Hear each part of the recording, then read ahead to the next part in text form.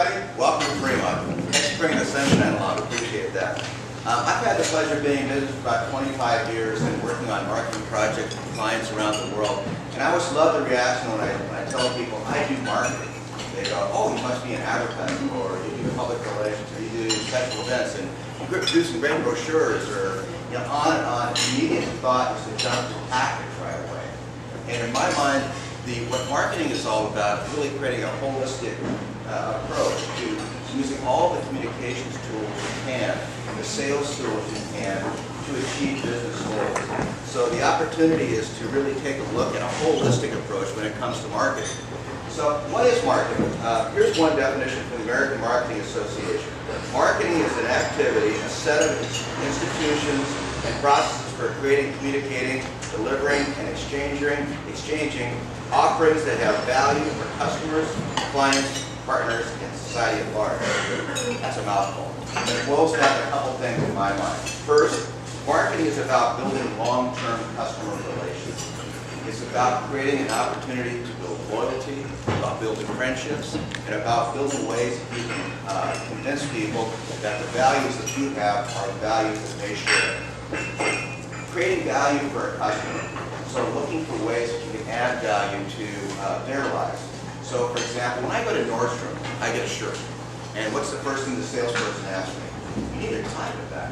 So they created value for themselves and for me. So looking for ways that you can add value to the customer's experience. Third, utilizing every tool in the toolbox. When I start working with a client, it may be social media, it could be public relations, it could be special events. You have to sit down and first say, so what are the goals, what are the opportunities, and then create a tool box you can utilize that for that customer over the course of time. Fourth, marketing is about brand management. Marketing is not an end in itself.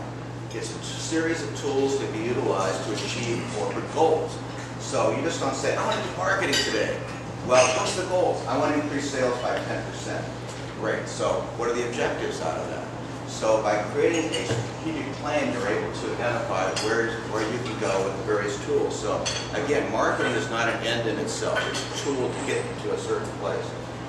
In my mind, marketing starts first of all with your brand.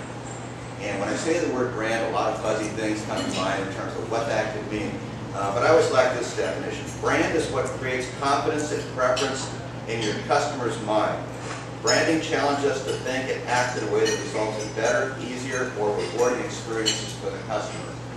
So when I say the word brand, if Marco, you're saying you're the premier insurance company or the premier brokerage or financial services institution, using that word premier really has a powerful impact on your brand.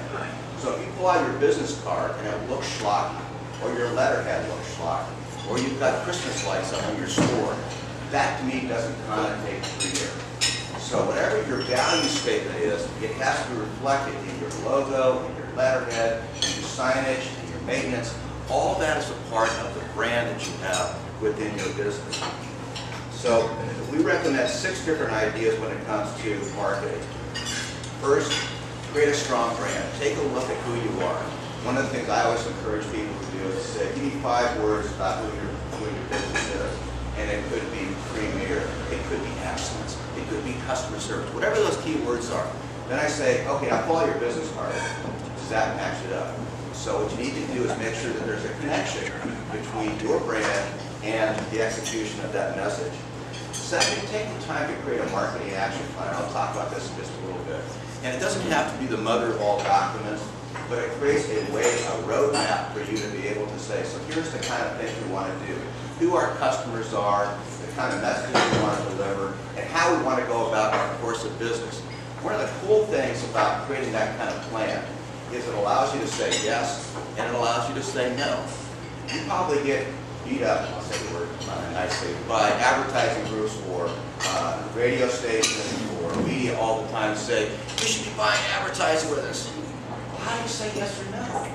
If you have your plan in place that says, here's our customers, here's the demographic we want to reach, here's what we're trying to do, it easily allows you to say yes or no. So taking the time to write a quick marketing action plan clear is a powerful tool for you to say yes and for you to say no. Targeting your messages. You can't be everything to everybody. So it's really critical to target your message to who you want to reach and make sure all those messages are tailored that way. If you're trying to reach a young, upscale demographic, then that should be the feel of your business card, your lighting, it should be your signage, the message within your advertising. So targeting your message to that unique niche that allows you to be able to really have some effective results. Deliver frequently and consistently your messages over the course of time. I love going into a business and saying, well, you've done that once. Well, great. It takes a long time. I mean, how many years did it take to establish the Fremont Art Walk before people finally realized when it was happening? It takes delivering that message consistently and frequently over the course of time. And finally, dominate your niche. Look for ways that you can own that area that you really want to corral in terms of your market niche. Again, you can't be everything to everybody, so focus on the opportunity within that niche that you can be able to focus on. So let me talk about some recommended marketing tips. I've got a handout back in the back about this information as well. I started off by saying create a marketing action plan. One of the key things about that is action. 80% of leads that are generated at a trade show are not followed up with. 80%. People collect them, they think just by showing up you're going to be there. Marketing is a full-time contact sport. You've got to be out there for the long term, get involved, instead of say, I'm really committed to seeing this thing through. So it's great that you're here at the Fremont Chamber. Use it. Get involved. Get invested. Build relationships and really create some opportunities within that. So the first thing to do is, like I said, create a marketing action plan that creates that roadmap that really allows you to get involved and understand kind of 5 key areas. What your message is, what your market is, what are the mediums that you should be able to use to distribute that message, how are you going to measure it, and then how are you going to manage your program. The second point is commit to success. Who's responsible within your organization for marketing? Who's accountable to make things happen, to follow up, to make sure that your database is being added to all the time with your constant contact, whatever database system that you're using? Who's responsible for doing that? What kind of budget commitment do you have? Are you willing to commit 3%, 5%, whatever that number is over the course of the year to marketing? So you've got that budget commitment, so when it feels slow in the middle of February, you're not saying, well, I'm going to cut my marketing budget. So take a look at that budget and make the commitment to delivering that consistent message. When I talked about accountability, it's important to have a point person within your organization. It may be the owner in terms of your marketing, but bottom line, everybody in your organization, your business, should be responsible for marketing. I love working with dental practices. One of the group of about 25 of them now around the world. And one of the things that I always say is, who's responsible for closing sales and upselling? Well, that's Maggie out front. Well, wait, I have an hour with my hygienist. And, she's cleaning my teeth, we're just talking shop and sports and all this sort of good stuff. She should be talking as well about new services, new opportunities. Do you know we're doing sleep medicine now? Little things like that. So everybody on your team is really involved and should be involved in selling. I mentioned endorsement. The opportunity to get all your team involved in really upselling and talking about possibilities is cool. So make sure you invest in them. Make sure that they know what's going on in terms of promotions, in terms of new products, in terms of new services, so that they can really be your advocate. The fourth thing, use your business environment as a sales tool. I mentioned the consistency in terms of branding. I can't tell you the number of places that I've walked into, especially retail stores, great carpeting, with the Christmas lights in July. Washington State, I've worked with a lot of them in working with small towns. And I'll never forget a workshop I did over in Colfax. Kicked it off in the evening, and one retailer said to me, business is terrible. It's absolutely terrible. Nobody's coming to my store. And I said, great, well, let me take a look around town. And the next morning I was out and looking around. I walked by a shop at noon. There was this lady that was jingling the handle on the door handle there, and she couldn't get in. So I walked up and I looked at the door, and he was open at 9 o'clock in the morning. He closed at lunch, and he was closed at 5 o'clock that night. And I walked up and said, you're not giving your customers a chance to shop. You want business? Tell me you want your business. So take a look at the hours, and there's just lots of environmental things that you can do from a signage standpoint or from a lighting standpoint to really use your environment to build your brand and your sales. Know your existing customer base. Make sure you've got a database that talks about who your customers are. Is it 25 to 34? Is it predominantly males or females? Is it better educated? Lots of different things like that to take a look at, to know your existing customers and to know the trends that are associated with them. How many remember Frederick and Nelson and Woolworths and some of the stores downtown? I mean, what happened to them was that their customers got old and they died. They didn't replace them. So taking a look at what's going on demographically with your business to make sure that your customers are going to continue to grow and you've got that back end, that younger demographic coming along, is really important to build your base. I mentioned demographic trends. There's lots of good census information just come out this past day in terms of ethnicity, in terms of female, males, in terms of population getting older. Take the time to take a look at that. One of the things we've been working with the Chamber on is to try to do some better research so that Fremont businesses will have a better understanding about who the customers are out there. And Adrian has been working on some surveys that we're going to be starting to do to try to better understand that, and we'll get that information out to help you with your marketing. So that kind of information will be powerful. 6, use your customers to help sell your business. I love using videos and customer testimonials in advertising. It's easy for Ken to say, hey, come and shop, or go to dinner at Roxy's. But if you get a customer that's in that ad saying, we had the best experience ever, fabulous service, great food, use those customers to put them on your sales team. We'll talk about all the great things that are happening in your business. I love using refer a friend programs for professional services. Even in our dental practices, one of the things we've got is, your takeaway bag that you get from your dentist, we have a refer a friend program. So if you refer somebody to come to a dental practice, then you get a $50 Nordstrom gift card. Pretty good deal. So it gets the customers to start referring their friends, family members to build that. And we doubled the size of the practice just through a refer a friend program, getting additional family members and friends in. So it's not just retailers that we're talking about, it's professional services and other kinds of programs. Build your customer database. We work with one restaurateur in this town that used to do a tremendous amount of advertising. And we shifted totally to sort of saying, let's build your e-database. And he has over 50,000 names on his e-database right now. He doesn't do any advertising. It's all direct mail. You get a special on your birthday, welcome to the new year, here's the kind of special events and programming that are going on. He can reach 50,000 customers that he's already gotten, that are already loyal to his business immediately by blasting out an email. So take a look at how you're developing your e-databases and what you can do to mine that goal. We're going to talk about websites in just a bit. That's the backbone of a business. I'm still shocked how many businesses either don't have a website or an up-to-date website. If you're really focusing on a specific niche in terms of trying to build that, whether that's food or catering or other sorts of opportunities, make sure that's showcased on your website. Take a look and use your website as your living brochure to talk about it from a sales standpoint. Jessica asked me to talk a little bit about traditional advertising. I just basically want to touch on a few things on that. Advertising is terrific, and there's lots and lots and lots and lots of ways to spend money. The hard part, as they say in Indiana Jones, is to choose wisely.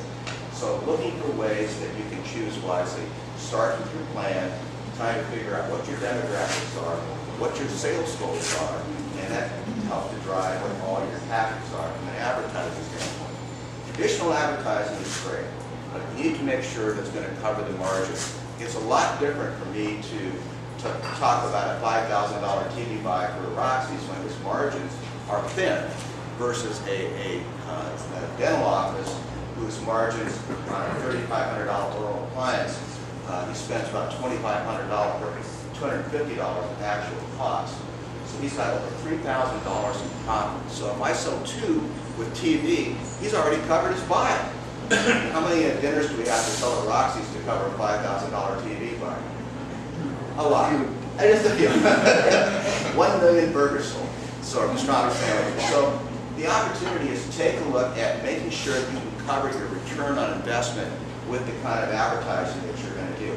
Now, I don't care whether that's just buying a small scale print ad, buying a blurb on the Fremont Kirby's website, or taking a look at a TV product. You really need to take a look at the return on investment that you will get from that kind of advertising program.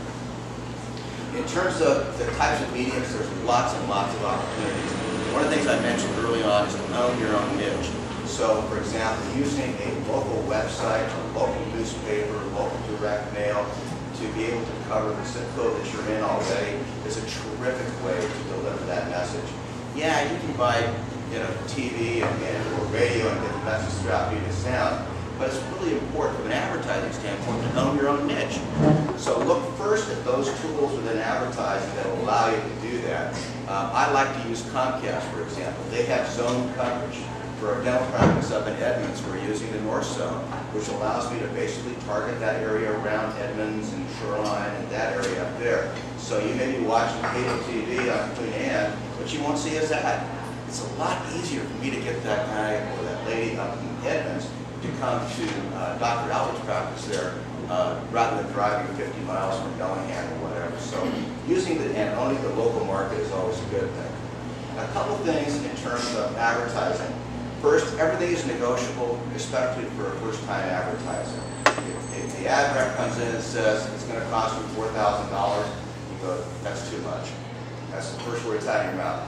You can negotiate everything. Usually you get it down at least to maybe $3,000, 25% off, especially if you're a first-time advertiser. So everything is negotiable. Second, always look to leverage your buy. Is there somebody within that meeting that can help you out with promotions, special events, getting editorial coverage in their magazine, whatever it is you've got, there's ways that you can leverage that.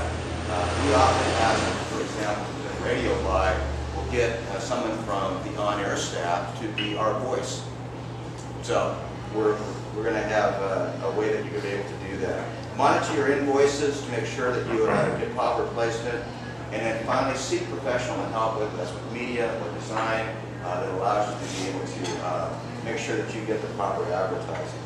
The final point is make sure you measure success. I mentioned in your marketing plan, make sure that you create that in ways that you can say, so here's our goals. It all starts with goals. So how are you going to measure success? The last thing you should do is at the end of the campaign is take a look at what happened without the context of what the goals were. So the opportunity is to sit down and measure success and see if it really did pay off.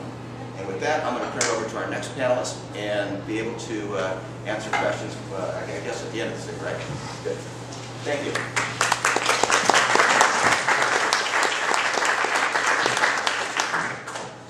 Well, good morning. Thank you all for coming out. Once again, my name is Renee Gastineau, and I'm a public relations consultant. I've been in business for 15 years. Prior to that, I was a radio news reporter for national public radio affiliates around the country. So I came out of the world of journalism and went, I guess, to the dark side, as some of my former colleagues would say, went into PR. So what I want to talk to you about a little bit today is what is good PR. So we all know what bad PR is, right? We all can identify that. That's when like Jess Jones shows up with a disgruntled customer and all of a sudden you have a camera in your face and your day is just going to hell. So that's bad PR, and we've all seen that. But good PR really is a system of just building relationships with reporters and the communities that you serve. So there's kind of two aspects I want to talk about what PR can do for your business in a positive way. One is it can expand your visibility beyond your current customer base, right? So if you're relating to the public, if you're kind of trying to grow your business, launch a new event, launch a new service, it's a way of expanding your message out to a larger group of folks other than those who are already within your walls or your customer experience. The other thing it can do is it can help build that goodwill within your communities. And so goodwill could be being looked on as a good neighbor partner. Goodwill could be what your current customers or other people in your neighborhood think about you when something does go awry. So as business people, we all make mistakes. There's potential to make a mistake, and Jesse Jones shows up. But the other 90% of your customers will be like, well, that's an anomaly. That's not my experience with this company. So those are two different aspects of public relations. I think when people hear PR, we got to do PR. They think press release, media, and how do we get our message out through a press release to the media. And that is one tool in your PR toolbox. I will say that the media obviously has changed so much in the last 5 to 10 years. We've seen, one newspaper go away in this town. We've seen the rise of community blogs, and so the definition of who the media is now is changing. It moves continuously. So when you think about PR and media relations, think about really a system of relationship building with gatekeepers of information. And so we have to kind of broaden our definition of what a reporter is these days. On the handout here that I've given you, there's kind of 3 buckets that I wanted to talk about today, and some of them are very tactical, and some of them really kind of layer on to what Ken was talking about in terms of building your PR plan and how to go about doing that. And some of the foundational things really are developing a communication strategy, just as Ken was talking about with marketing and advertising. You really need to decide early on, who are you trying to reach? Where are these people, your customers, your potential partners, where do they get their information? So not so much where do you get your information as a business owner to help you run your business, but where are your customers? What are they reading? Who are they listening to? Who are the people that influence their decisions? An example I'll give you from my work is I had a client which was developing a large technology database for the smart grid for utilities. And they really were targeting publications like Fast Company and Chief Information Officer magazine. Well, that's not what their customers were reading. Their customers were utility executives who were reading Intelligent Utility and Energy Storage Today. Not the most sexy titles, right? Not Forbes and Business Week, but we had to really kind of rejigger their strategy and get them to focus more on the information sources that their customers were looking at. So really targeting those information sources and reporters and information gatekeepers at those organizations are really important to your strategy.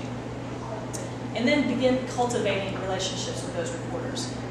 If you have breaking news and you send out a press release, great. Most businesses don't have breaking news that is that interesting, in that immediate, unless it's bad news. So that's a whole other strategy that we can talk about later. But what you want to do is find those reporters who are writing about your industry. So if you're a retailer, maybe you want to start following the folks who write about retail in the Seattle Times, both on Twitter, and maybe put their columns in your RSS feed if you are that technically capable, and start building relationships with those people. If you follow a reporter on Twitter, they're likely to follow you back. If you retweet something they said, they probably are likely to follow you back. And so what you do is you begin building this conversation with them and start developing your expertise and establishing yourself as a credible person in that industry. So a lot of it is about relationship building the same way that you would develop a relationship with your customers or your vendors. Media and reporters are very much the same way.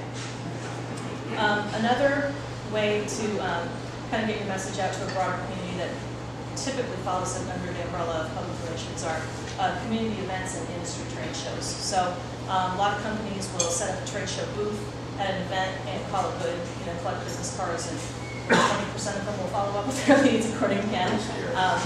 Other tactics that you can use to kind of get more ROI on that is put together a simple press kit about your company, find out which reporters are attending that industry trade show, and try to set up meetings or at least interact with those folks, encourage them to come by your booth. That's just another tactic for relating to those, to get to those people as well. And also think about being on a panel. What is your particular expertise that you are bringing to this group, and how can you get the spotlight put on yourself to do that? That's another way to really kind of, once again, broaden your reach to potential people, establish yourself as a player in the field. When we're talking about, a lot of the work I do are with launches of new companies or companies that are entering an industry for the first time. So there's just some basic tools that any company really should have in their holster, I guess. One of them is just a basic media kit about your company. Who are you? Where did you come from? Who are your customers?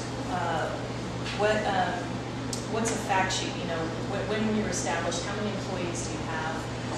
Some product sheets, and also customer testimonials. As Ken was saying before, those are very powerful. So when you're interacting with the media, you can tell them my company is great, but if you can show them that your company is great, that's much better, right? So showing them is customer testimonials, or showing them is an increase in sales and some trends that if you're comfortable kind of disclosing those types of information. So anything that you can talk about industry trends, testimonials from customers, I would say include those in your press kit in addition to the basic information about your company. And then make sure this information is on your website and online. So in the past, I shouldn't say this. Most of us are now very connected, so we're not working typically 9 to 5 days, but that has always been the case for most people who are journalists or reporters. So if they're writing a story at 6 a.m. in the morning or 10 o'clock at night, trying to meet a specific deadline, they want to be able to go to your website and find out where your headquarters is, who the key officers are, what year you were established, and just fill in those basic pieces of information. We talked a little bit about targeting your media list, and there's a couple ways of doing that.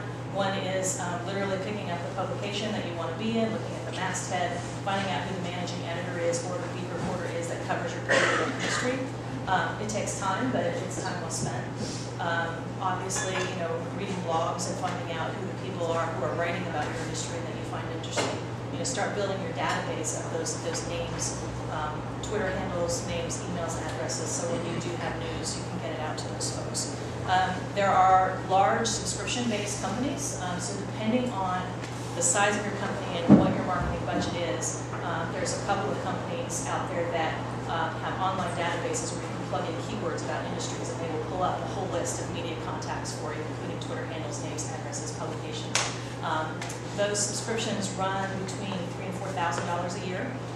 Cision is one, Vocus is the name of the other. There's another company called Media Pro that's a little less expensive. So if you have that kind of budget, it's a real efficient way to build a media list for your company. But if not, good old elbow grease, you can find that information pretty easily if you just go online, search for the publications that are in your area, and are willing to kind of either take the time to do that yourself or hire an intern or something to kind of build that database for you. But once you have it, it becomes a real critical key in your relation strategy because you can very efficiently get information out about your company. And we talked a little bit more about the industry events, but once you have kind of these relationships established, you've kind of been feeding information to reporters about what's going on in your industry, or perhaps you've commented on stories that they've written in the paper, or perhaps you've retweeted some of their stories that they've put out about your industry. Some of the things that you can start thinking about to kind of really make that relationship a little bit stronger is invite them to your parties. If you're having an industry party or a client celebration, it's not a bad idea to invite a few select reporters to come. They can interact with your customers. They can kind of see the passion that people have for your client or your product, for your product or your service. And be very specific and careful about that. Certainly if there's something controversial about your company, the last thing you want is a reporter roaming around, looking for dirt. But I would say that in particularly, services businesses, retail, restaurants, those kinds of things, it's not a bad idea to include media people at special occasions or events. If you have already developed that relationship, they're more likely to come rather than just a live invitation. So say you've launched your company, you've had an event to launch your company, you've gotten great press, you've gotten featured in Seattle Metropolitan Magazine, you've been in the Puget Sound Business Journal, the Seattle Times has covered you, local radio station or TV station has come down and interviewed you as an expert. Now what, right? So we did a big splash. How do we keep this going? What are some of the things that are actually news? What is news? Some of the tactics that myself and others in the PR industry have used over time is really just finding ways to stay in touch with news reporters. So if you have new customers or a new group of customers, it's good to send a note. You can do a press release, but it's also just appropriate to send an email blast to these reporters that you've built the relationships with to let them know we're expanding, we're growing. Particularly new expertise you're bringing into the company in terms of a board member or a new executive, particularly if it's somebody of note in town. Those are always good ways to get that message out that your company is growing and expanding. Anniversaries are good. We've been in business for 30 years. Trends are another great idea. We're seeing that, for example, younger people are now more interested in buying X type of product. And we've noticed that because our sales in this category have gone up through the roof. Or, we were the first ones to have this particular product in our boutique, and we can't keep it in stock. But that's the type of news that that you can always try to get out there into the news media. It's more critical now than it has been in the past, but I would say be a content creator. Don't just rely on somebody else to tell your story. So if you're trying to establish yourself as an expert in your community or an expert in your field, you need to kind of really be out there blogging, tweeting, using the social media, and identifying trends and news stories for the reporters out there. There's ways to author articles for the local community, like FremontUniverse.com. Use your community blogs. Send op-eds to the Seattle Times if there's an issue that's really critical to your business, and basically be a participant in the media. Don't wait for the media to find you.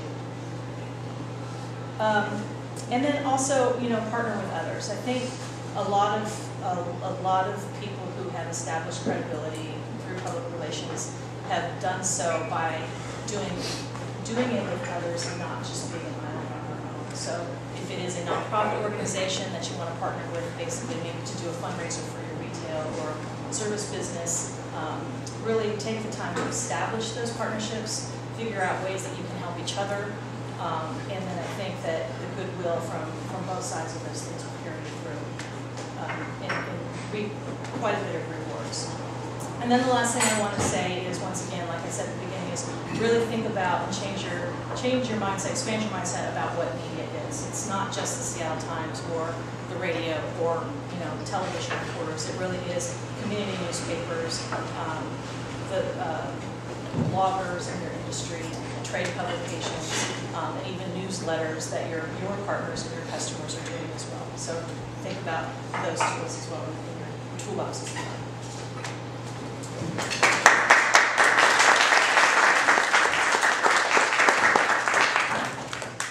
Morning. Thanks for having me. Thanks for taking time out of your day to listen to us talk. So my topic's websites. This is actually a really broad topic to talk about. So as you kind of start to see the topics here, one of the things that keeps resonating is audience. It's really about knowing your audience. How many people here have been to a Whole Foods? We've all kind of walked in at some point. You get to the fresh produce area, and what do you see? Chalkboards with everything written in chalk. And the reason for that, that's not done just ad hoc. That's done specifically because it's paying a nod back to the fresh food markets that we saw walk through. You picture the fresh food market, and it's kind of making it feel like it's a fresh food market that you walk into. I'm from the Midwest. I grew up in the Midwest. I was born on the East Coast. We don't have the luxury that we have here in Seattle, where we have these fresh food markets, and on a weekend we can go and pick up our local produce. And so they're giving a nod back to that, and they're enjoying and providing a wonderful experience to their audience that's coming in there, and their audience is looking for fresh food. And so really knowing your audience and sort of playing that through the entire experience. And the reason why I'm kind of starting really broad is because the website's just a part of that experience. There are a lot of elements that make up that experience. How many people here have been to Home Depot? What's the experience like? You have to buy one part. You walk into the store. There's 25 aisles. It's Nirvana. Times 2. It's a whole other set. And what do? If you're like me, you aimlessly walk around looking for this one part. Think 10 years ago, that was actually a really good experience because we didn't have anything else to go to. I was stuck going to this big box. I had everything I needed, and I would spend an hour looking for one screw that should have taken me 2 minutes. It shouldn't be that long. So what changed? Google, Bing, Yahoo. Now, somebody goes in and they quickly say, I want this screw, and it comes back with all these results, right? It's not like I was at Home Depot and all of a sudden I could walk outside and there was a screw store right next door. And then I can walk outside and there was a plumbing store and I can go get what I wanted. It would take me all of 2 minutes. I don't need to aimlessly walk around now. The navigation in that experience is poor because I'm used to something better. When people come to your website, it's the same thing. They should be able to understand and how to easily get around what you're offering. They should be able to know where they're at all times, and it should work. This is something that should happen for both B2B and B2C. I know we're kind of looking at this differently, and there's different people here that are for different experiences, but there's some inherent things that we should think about. And one of them really is the navigation of your experience. When someone walks in and someone spends time in your store on your experience, what do you want them to get out of this?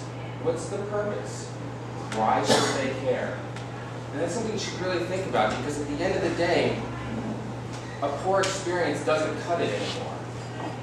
If there were 1,000 Home Depots, then that's great. The first time another store opens up that's not a Home Depot and gives me what I want, I'm done.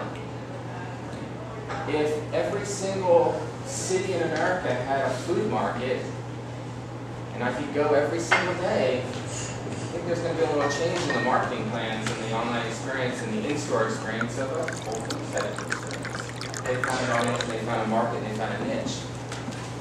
As you start to evolve and you understand what your audience is, I think one of the biggest things you should think about is confusion kills conversion.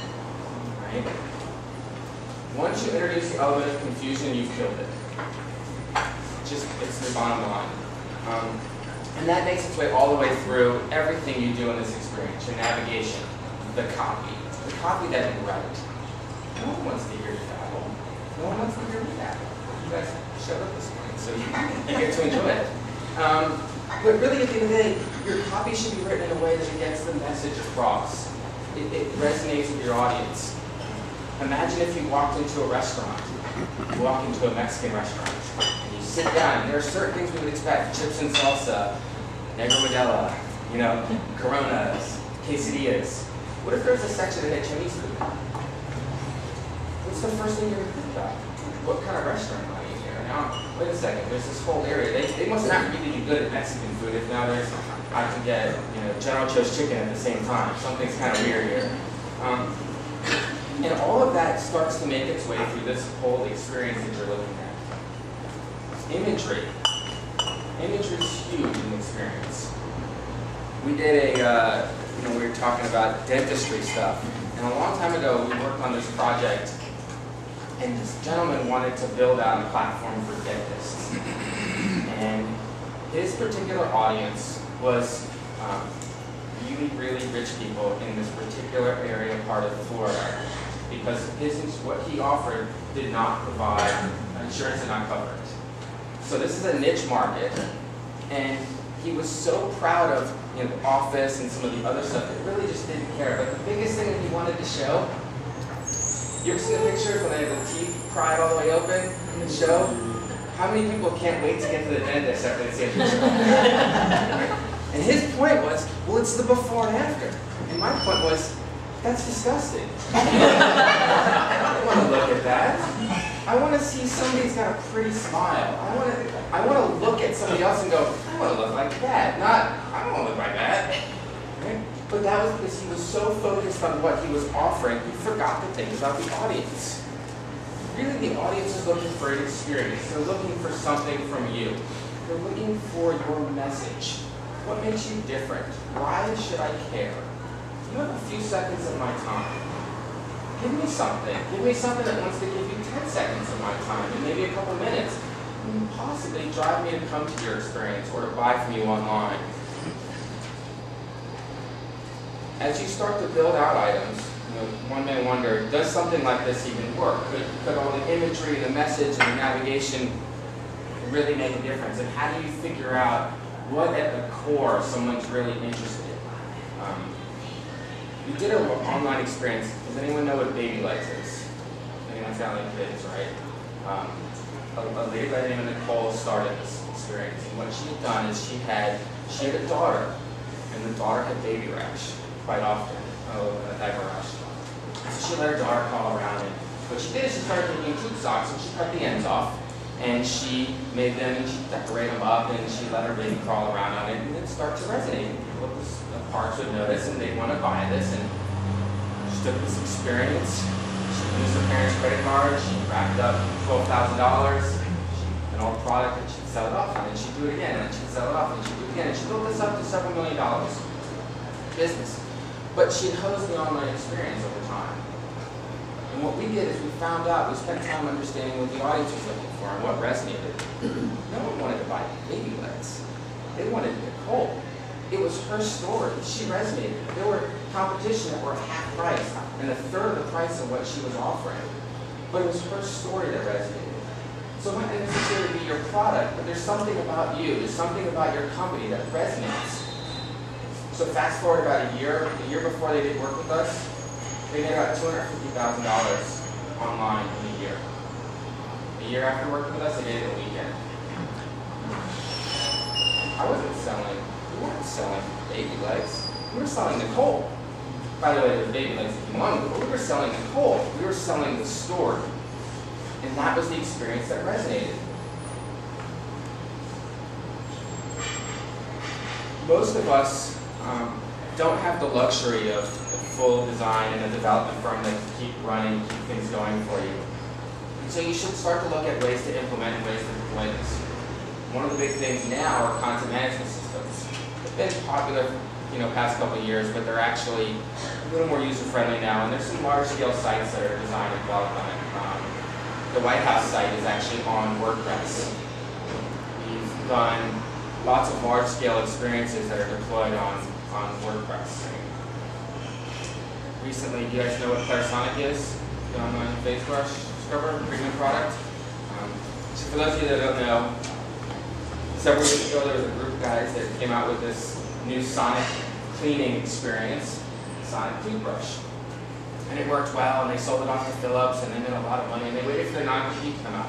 They took that same experience and they extended it and made it a face exfoliating brush. And they had this very absolutely gorgeous product. It works.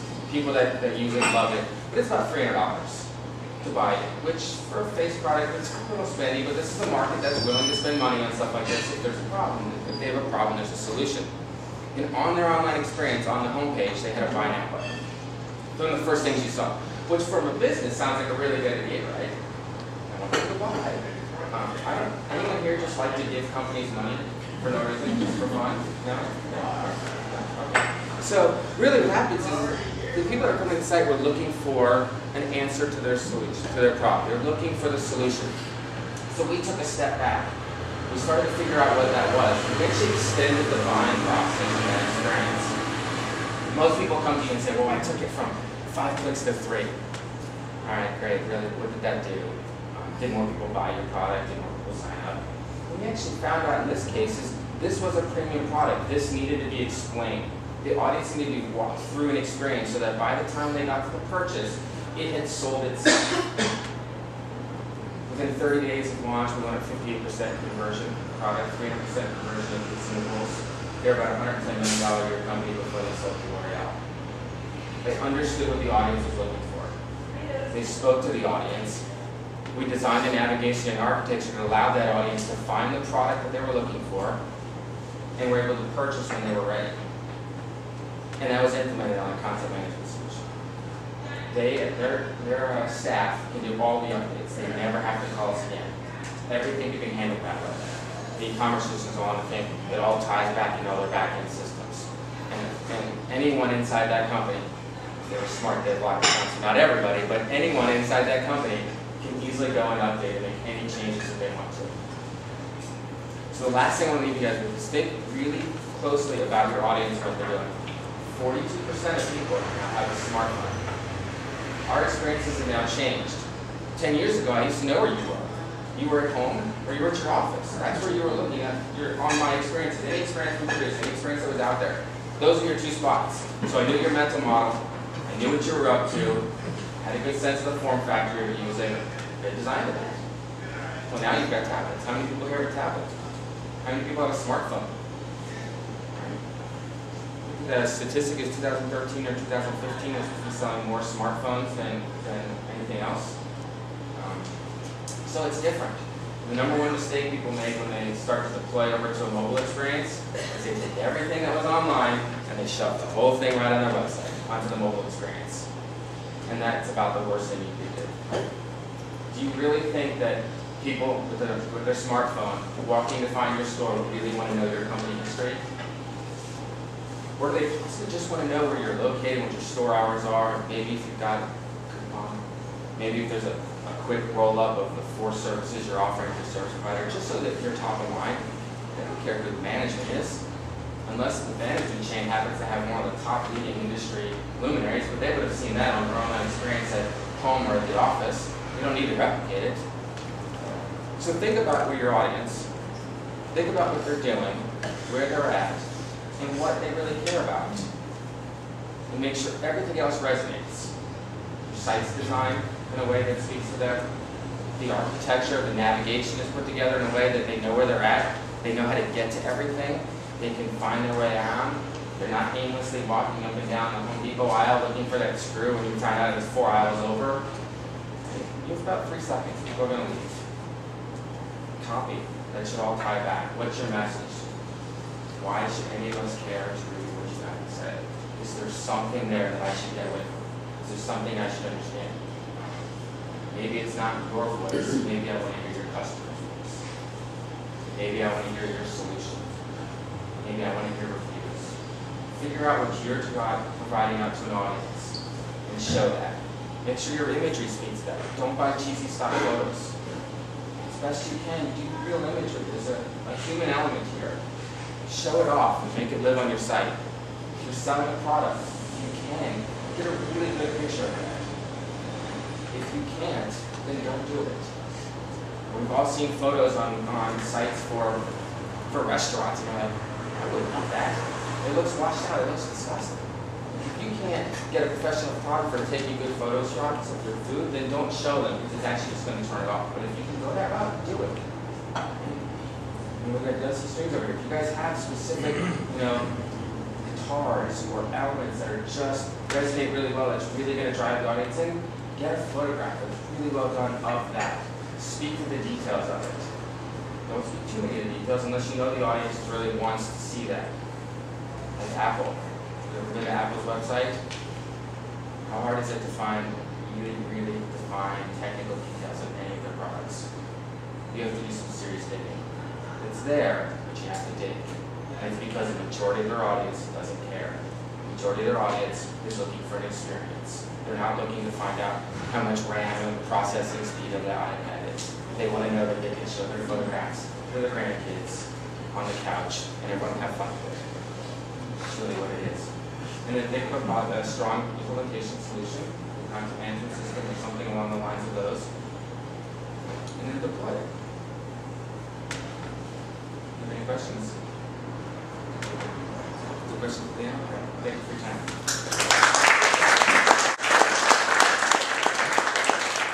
Good morning. My name is Lorraine Montville, and I specialize in social media by bringing together communities for online interaction and brand awareness. For the last couple of years, I worked with Black Rapid, a local company here in Fremont, and they're a small camera accessory company. And I was a photographer, and they brought me on, and I took their brand from a local brand to a global interaction online into 50 different countries. And through that experience over 2 years, I kind of came out with like a lot of tips for different people in social media. But first, I just want to let you know what I now concentrate my personal branding influence on. I use Facebook, I use a blog, I have 2 blogs, Twitter and Instagram.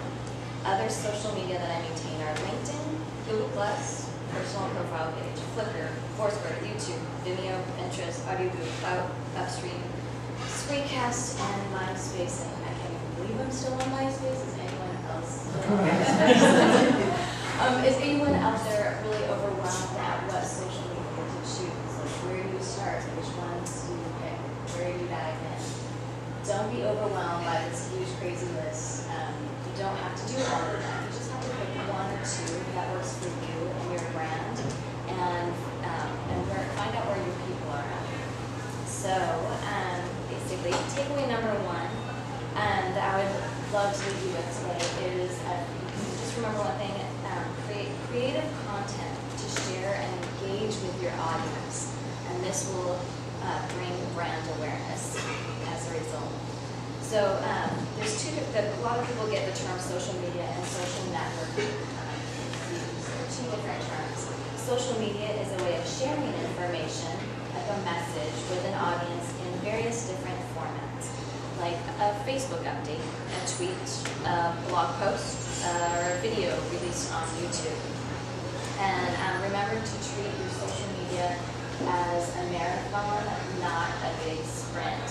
Take your time and be consistent. So if you blog every week. If you blog once a week, blog on a Wednesday. Be consistent. Make sure that your audience can come back to you for that content over and over and over. Social networking is actually the act of engaging with an audience with direct conversation. So Facebook comment or like. So you see somebody else has a post, it's your way of engaging with them and actually interact. Tweet that encourages people to answer back. So instead of saying, hey, we have a sale on Friday starting at 3 o'clock, say, we'd love for you to come in. What time is the best time for you guys to come in on Friday afternoon? We'll stay open late. And so just lead them with questions and it helps them engage. The more personal your communication is, the more your network expands by being introduced into other social networks. So when you get that person to reply or comment back, you're not just reaching your network of 1,000 people that like your page. You're also, if you get another business to like or comment on your post, then you're reaching their audience of also 5,000. And all of a sudden you start seeing the spider web effect. And then one of their customers might be an owner of another business that has 6,000 Facebook likes. And so you just keep growing and growing your community online by engaging your conversation with social networking. Takeaway number 2, successful social media is not a one-way conversation. And that's one of the things I see today in a lot of businesses out there.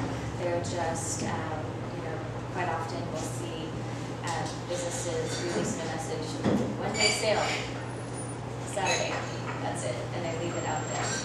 But what if they approach it more of like, we would love to have a sale this weekend, we'll be open such and such hours. Or you can also approach it in a matter of, we'll be open this weekend, what day will you be here? We'll make sure we're here for you. So it lets them know that you care. If somebody says, hey, I can't make it till 5 o'clock, 5:30, you can let them know. We'll stay with an extra 15 minutes for you. That little bit goes a long way, and they know that they're heard and listened to. The goal of social media is to share content that is creative and thought-provoking. People are drawn to interact with that style of content, so be sure to comment, like, chat, message, banter, and tweet away conversation. That's like the funnest thing to do on Twitter. It's not just like releasing information, but letting that conversation play out. Have like 10 banters back and forth. It's like a volley, so you guys have a fun sport in the middle of your day. And you'll be surprised at how long the conversation thread can go and how many people will jump in into the conversation. Funny, do that. Keep it light, keep it fun for everybody involved. The longer the conversation plays out, the more visible the thread is to others and the network for a longer period of time. So if you have a comment or a post or a tweet or anything out there that is thought-provoking, that people jump on board throughout the day, basically it's not that your information hit at 9 a.m. Somebody commented at 9:15. And then all of a sudden it went to the top of Twitter. And then somebody commented back at 12:15. All of a sudden, your conversation, your brand, your name is at the top of the Twitter feed again to thousands and thousands of people. So the longer you engage with your audience, keep that conversation going, the more they see your name at the top of their news feed. And then that also shows dedication from your brand and creates brand loyalty within the network's community. They know they can trust you. They know that you're there. They know that you're listening, and they know that you care. And that creates, a really long-term standing customer in the long run. And big advocates also for other businesses. A few simple tips. Social media is a 24/7 job. somewhere around the world, someone is awake and online and interacting. They're leaving a comment. They are spreading the word about you, good or bad, but hopefully all for the good. So timely interaction is of utmost importance. If you, my rule of thumb is to make sure I reply to every single comment within 24 hours. On a Sunday, I do take a day off, and I let people know that first thing Monday morning. You know, just let them know, hey, I took a day off. Thanks for waiting for my comment to reply. And they appreciate that. Keep it clean and kind. Unless your brand is promoting a book titled, How to Argue and Lose Friends, steer away from swearing, unkind words, or negative attitude.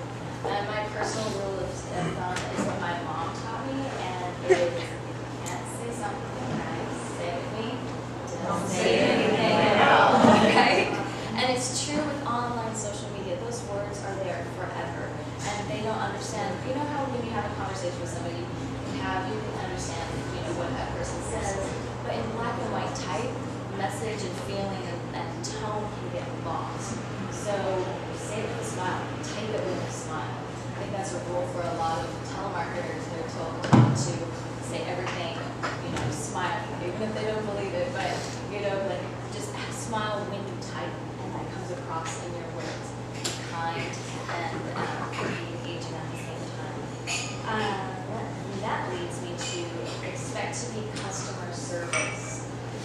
People treat social networking as a direct connection to the brand. So even if you're a company of about 5,000 people, that one person who is interacting with the customer on Facebook or Twitter, that's the connection. They think that is just passing out. They're just like, oh my word, so-and-so in the company is talking to me online. It's very important for them. And if they have an issue, if they have a concern, that's the first person they'll go to. They'll go to Facebook, they'll go to Twitter, they'll leave a comment and say, hey, help me. I can't figure this product out. I can't figure out how to set it up. I don't know what to do. I want to take my product back. Just let them know you're there and that you hear them, you see them. I'll be right with you. Thanks so much. You just let them know right away, thank you for bringing this issue up. I'm here for you. Just listen and engage with them over and over and over. So be prepared not only for words of praise, but also for customer service issues that may arise. You're the front line. So again, just let them know that you are there and you're there to listen and help them along the way and answer any questions they may have about your brand. Say thank you.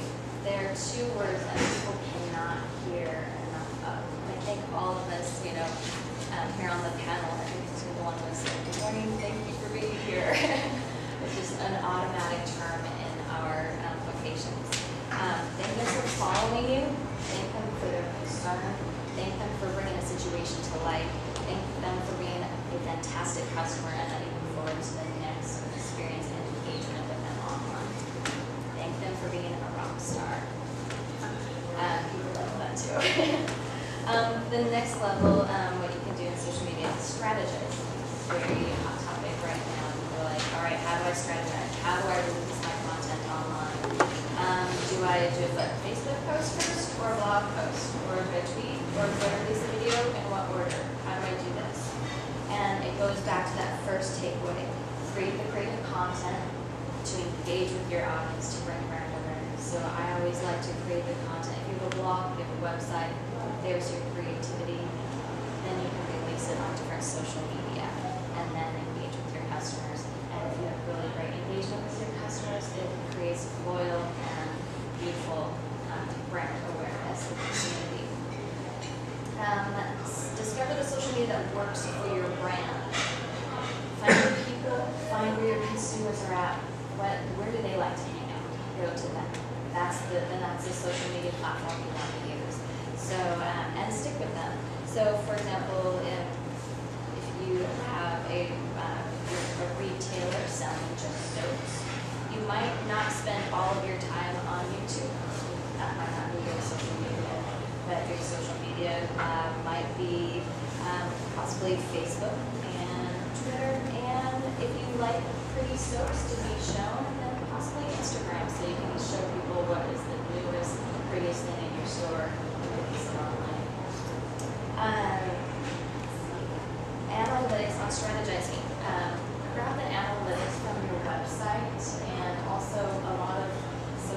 media sites provide analytics for you. So you can start seeing what time of day your audience is listening. You can see, oh, they're more active and they like to engage more on Friday afternoon at 3 o'clock. That means we should put all of our posts, we should concentrate, a lot of our efforts on social media around that time of day. So you can start seeing peaks and spikes of when people are talking about you and with you. You can also estimate the days of the week and times of day, days of the week that your audience is engaged in your work. What time of day you should release your email updates and such. Working with others in your community is really important. So I try not to just go to the customer. I try to engage with other businesses as well. Working together as a community, we bring and elevate each other up. So maybe I might say I'm a jewelry store owner and I'm going to be at a trade show, and I will say I'm so excited to be at the trade show July 1st through the 3rd, and you guys won't believe it, but I will be next door to Essenza, who has another beauty line, or another beautiful jewelry line, and I'll tag them in the post, I'll mention them, I'll make sure that they are included in my conversation, and then so I pull them into it, and we can create a wonderful community that way and support each other. Let's see. So finding what social media works for you. Identify your brand's audience and find out where they like to spend the time and go to them. Set up your profile page and just start engaging. You'll get the hang of it after a while. And make friends. That's my favorite thing I like to tell people about social media and social networking is that I get to go out there and just make friends and bring people together. And that's a wonderful, wonderful thing for your brand. There are a ton of social networking sites out there, and I have on my handout, I gave you a list of some of the top, I think, 10 or 15 that are out there of subscriptions. So go